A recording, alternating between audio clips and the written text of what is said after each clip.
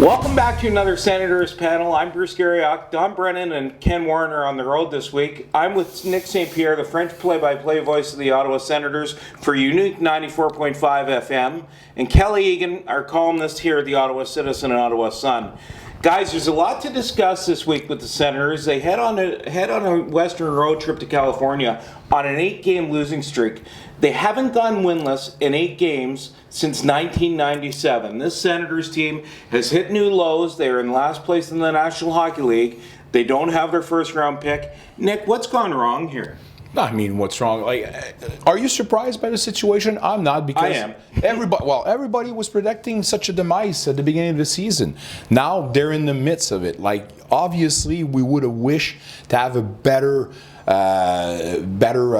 standing position at this moment, but it's not. This team is in a rebuild, so we have to suck it up and live with it until we find a place to put this team back on track. So yeah, 8 in a row, but there's going to be more loss than wins before the end of the calendar, and we have to live with this right now. You know, Kelly, I look at the situation right now, and I think that one of the things the Senators tried to do coming into the season was sell hope with the young players. Right now, the young players are struggling.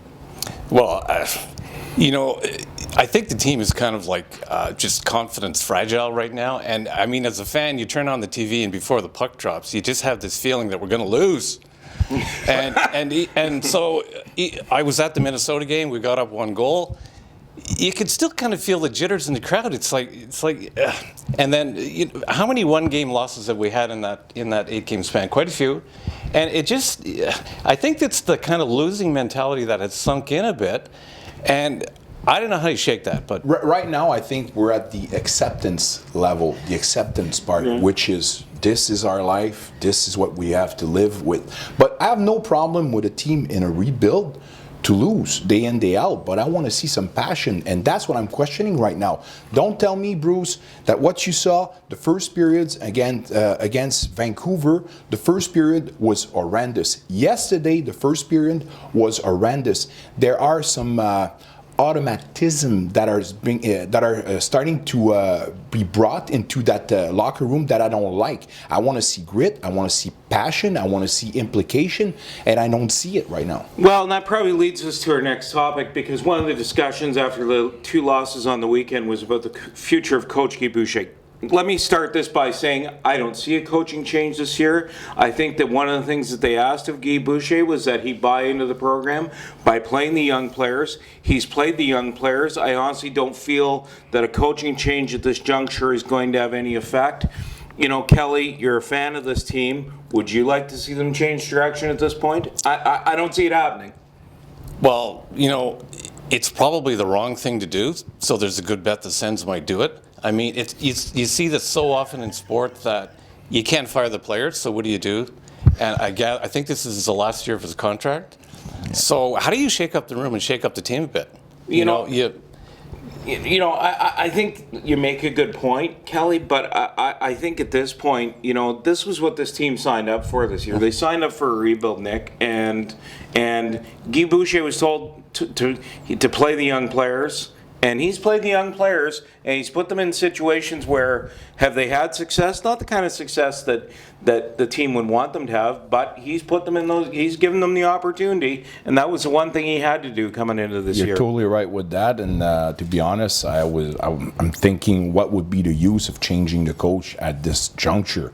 The guy have to deal with no goaltending, fresh blue line. Where's the veteran right now? You're trying to get CC to be the father figure, where the guy is not able to do that role. He's a 4th player that needs the support of a veteran himself, so we cannot do that role. So blaming Boucher for all the problems, I think it's not the right way to think. I don't think we're gonna fire him right now, but at the end of the season, you have to question if they're gonna renew him or not. Well, Kelly, would a coaching change sell hope?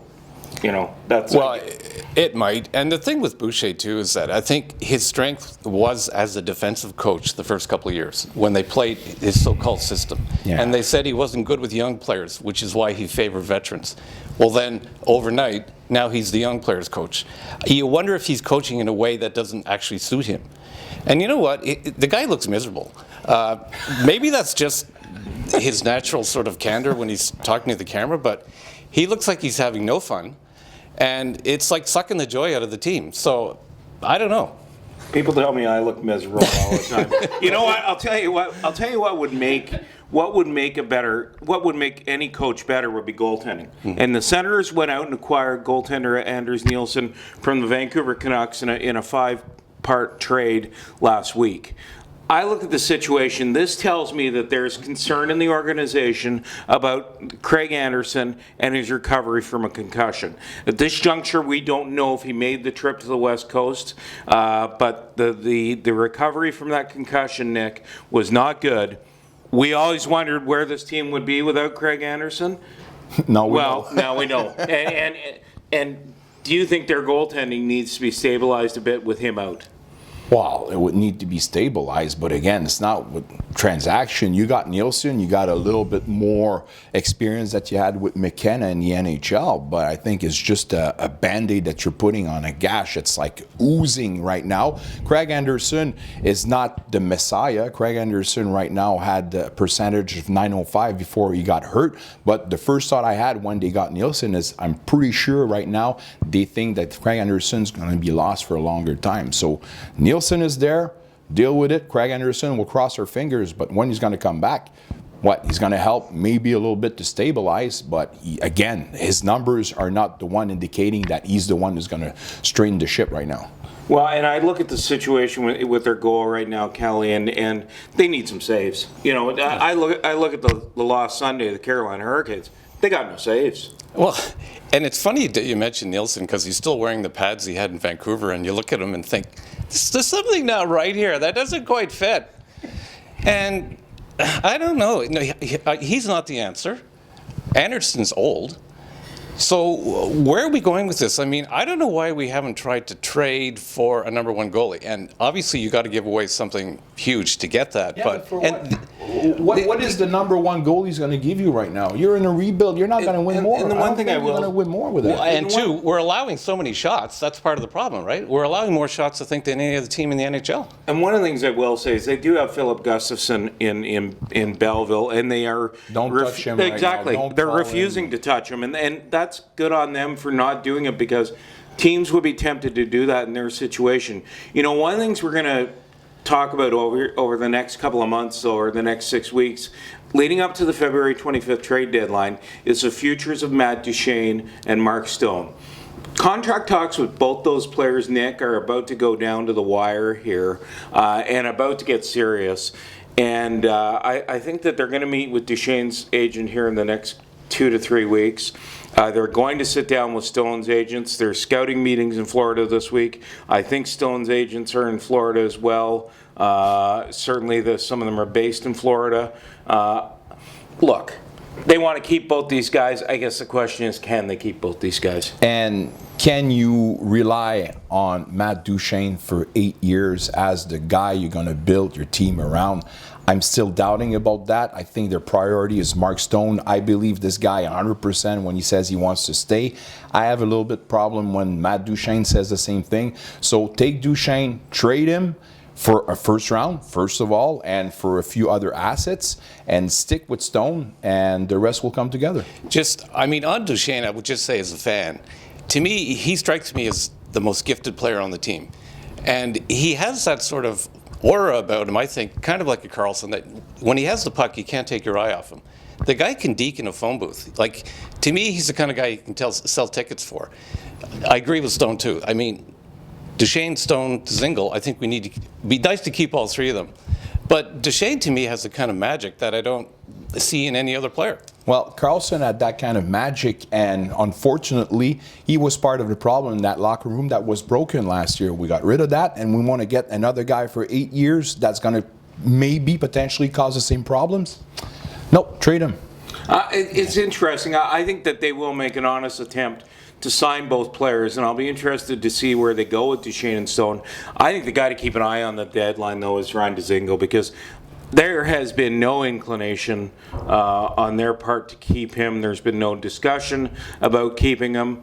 Gifted, talented player, But I just don't think he fits into the program, and I think they can get something for him, Nick. I think Dzingel is a polished version of Mike Hoffman. He can be good offensively, but as far as the defensive part of the game, again, a little bit more polished than Hoffman's game, but Dzingel is definitely an interchangeable player.